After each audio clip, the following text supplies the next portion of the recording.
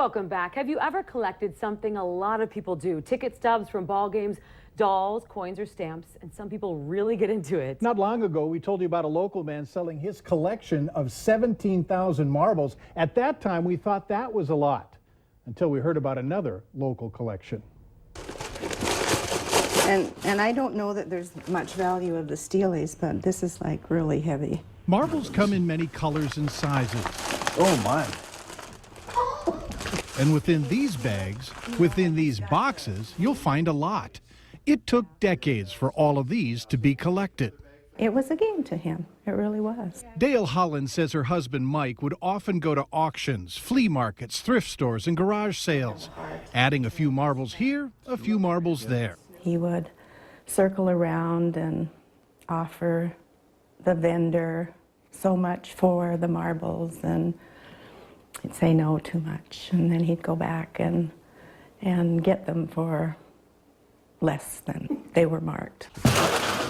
What once was thousands would turn to tens of thousands, eventually reaching upwards of 200,000 marbles. Did you ever say, honey, enough's enough? I don't think that would have helped. Dale convinced Mike to display them at their home in Fargo, which he took great pride in. People that would come visiting, that was the first thing that he'd do, would be show them his marbles. But on this day, the people who came weren't visiting. Mike's prized possessions were being loaded up. As the Hollands were completing a move to St. Paul, the marbles were headed for auction. We're both to go. Will you give me one and out two? I'll give you up one and out two. God, what a wonderful collection.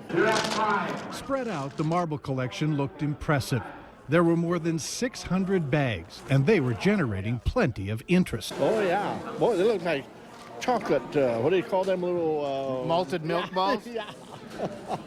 Among the interested were people simply looking to rekindle a part of their youth. We used to go out and play marbles when I was in elementary school. When having marbles wasn't enough. I come from a long line of marble players. My mom was a marble champ as well.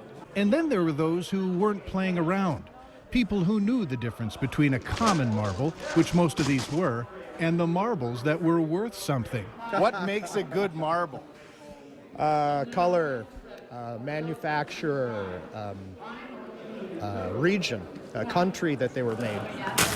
Should be a fun day. We'll be watching you then. Great. Okay, Stay out of the way.